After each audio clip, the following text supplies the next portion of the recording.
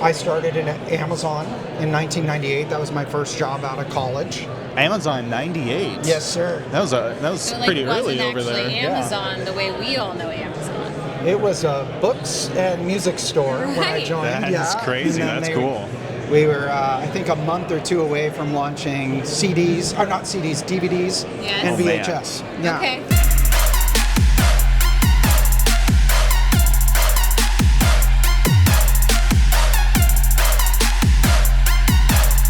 Hey everybody, welcome to another episode of Money Chronicles live from Ed 2026. Our next guest is Eric Franklin, the managing principal and owner of Prospero Wealth. Thanks for being here. Thank you for having me. Yeah, It's a very dynamic environment. Yeah, Yeah. It's a good time, right? Like this is such a vibrant conference. I feel like they've really scaled it up this year.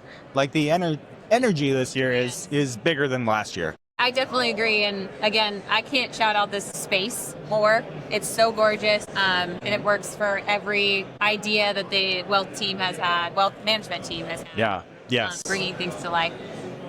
We always kick these off on what is your first money memory? Well, my first money memory, the first time I remember it being an issue in my family was my father was an auto parts store owner, and we had moved to Redding, California, and he had bought out an auto parts store. And I remember at dinner one night, he was super excited because he sold a large air compressor system to one of the local shops, right? And I think I was probably 5 or 6 at the time. And that was the first time I realized what a big deal it was to have even a single sale like that could be meaningful. Yeah. So that was the first time I ever saw my parents talk about money in an excited way. Yeah, that's the first memory. I think that also gave me the entrepreneurial bug a little bit early to feel that. Yeah. Yeah. Yeah. Well, Yeah, I was gonna say, like, having that model for yourself kind of makes sense now why you own your own business, right? I think you kind of saw that. I'm very much behind my dad, several generations of auto parts store owners, but then both my brothers started they're younger than I am, and they started their own businesses way ahead of me. So, it is nice to find, I started mine in 2021. I was really when I went full time on it. And so it feels good. I wish I'd done it earlier, but I don't think it would have been as successful if I started sooner. Yeah. So take us to the start of Prospero and even before, right? So you kind of gave us your first money memory, and we just want to understand your path, right? Like so many people have such an interesting story for why FinServ is your home, why you're an advisor. So just kind of take us through that career story a bit. Yeah. So my path to finance is not a straight line. I started in Amazon in 1998. That was my first job out of college. Amazon 98? Yes, sir. That was So, pretty early over there. Amazon the way we all know Amazon. It was a books and music store when I Right. joined. That's crazy. And then That's cool. We were, I think, a month or two away from launching CDs, or not CDs, DVDs Yes. and Oh, VHS. Man, that's And then they crazy to pivoted. think about. Yeah. Quickly. Well, I think pretty early on, Jeff internally was talking about the everything store, and eventually it was going to be more. But for me, that it was my first real job. I'd worked all sorts of hourly kind of work before that.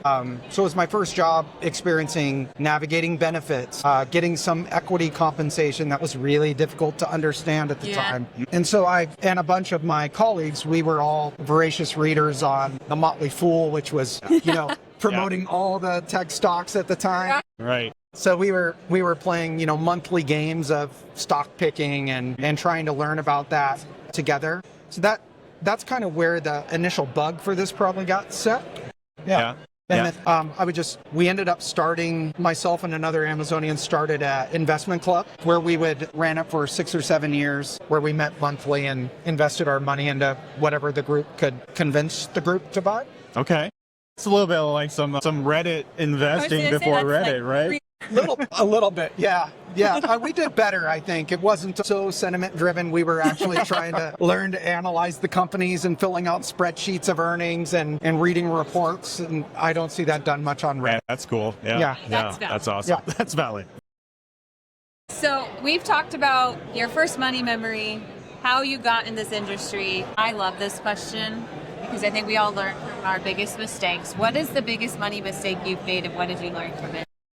Yeah, the biggest money mistake that I can remember making was in college. I snowboarded a lot, probably too much. Fair enough. I mean, Yeah. That's not Northern California kids. start of a cool That's where story. we- That's well, exactly. And I actually became a snowboard sales rep. So I traveled around Northern California, Oregon, Washington, Montana, selling snowboards to shops. And actually, I was pretty successful at it for a new rep. However, the company I worked for went bankrupt and never shipped anything. Oh. So I was left with all of the travel expenses for an entire selling season Yeah.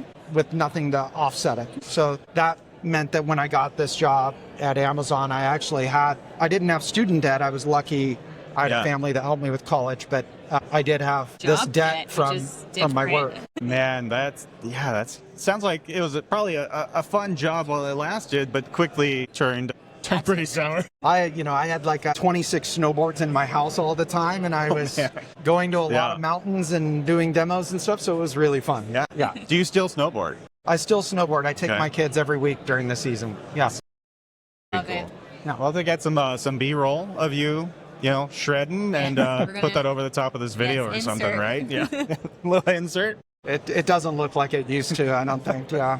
Okay, so last question for you, Eric. Yes. The theme of Edge is set your sights on growth. So where do you have your sights set for personal growth as well as professional growth?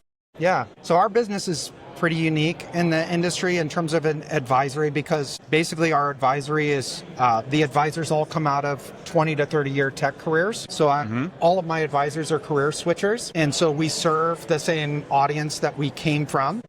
So what I found as we've grown is that the obligations on the ownership side for training and bringing all these people up to speed, well, that's scaled up. But I'm also encountering the very quality problem of having a lot of my own clients as well. And so balancing that and growing into that next stage where I can support them at least as well as I always have, and hopefully even better. So that's really what I'm here to try and figure out from more seasoned people. Yeah. That's the next challenge.